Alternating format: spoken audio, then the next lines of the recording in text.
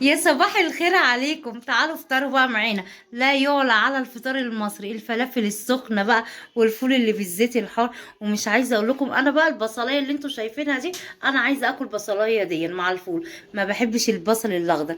يلا تعالوا افطروا معانا بقى حبه فول بالزيت والليمون بقى والفلافل والشيبسي. يلا تعالوا افطروا معانا. معايا بقى ايه؟ هنعمل غدوة جميلة قوي قوي قوي النهاردة. والله كل البيت هنا بيحبها. يلا تعالوا نشوف هنعمل ايه. هنقول بسم الله.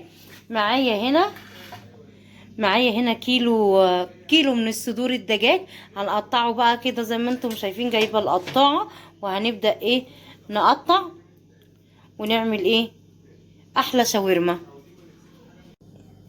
هنقطع بقى قطع كده زي ما انتم شايفين. القطعه اللي تناسبك كده اهو زي ما انتم شايفين. انا عايزه ايه عشان ما اطولش عليكم الفيديو؟ انا قطعت زي ما انت عايزه، وقطعت هنا حبه. وقلت ايه اوريكم بس كده.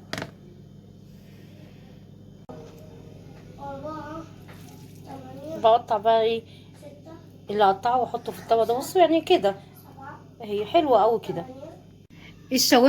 الشاورما اهي جاهزه، قطعتها زي ما انتم شايفين. معايا هنا بقى التوابل. ملح وفلفل اسود وبصل بودر وحبه كزبره.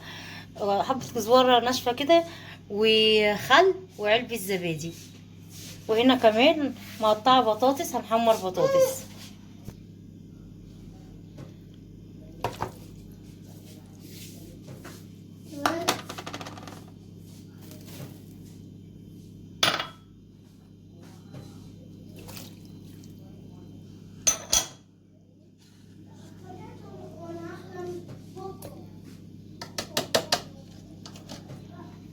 وقلبي كل المكونات دي كلها في بعضيها. ثواني كده نجيب حاجه نقلب بيها.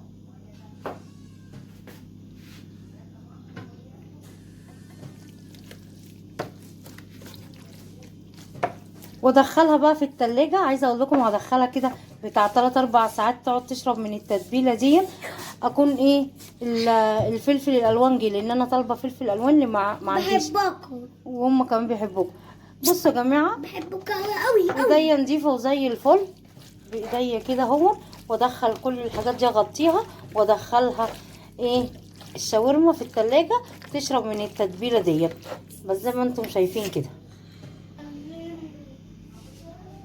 عايزه اقول لكم بقى التتبيله دي بتطلعها جوسي وطعمها حلو جدا اقسم بالله. يلا بقى نحطها في التلاجة. كل ما هتحطيها في الخلطه في التلاجة ساعه اتنين، كل ما هتطولي كل ما هتشرب من الخلطه وتبقى طعمها جميل قوي. يلا بينا نحطها بقى في التلاجة باي حاجه كده غطيها. عندك الرول ستريتش غطي غطا زي ما انا كده غطي، يعني كل حاجه شغاله. ودخلي ايه على التلاجة على طول.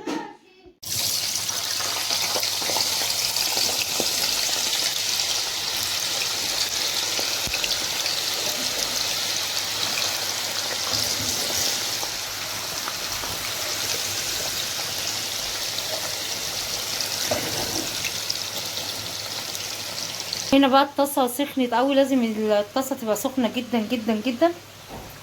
وانزل ايه بالشاورما.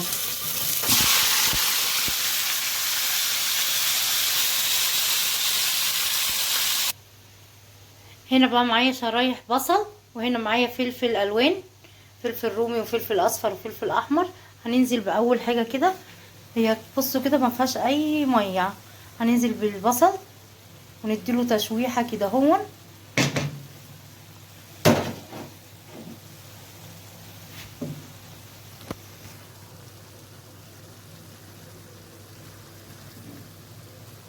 نسيب البصلايه كده 5 دقايق تدبل في الشاورما. وبعد كده نضيف فلفل الوان.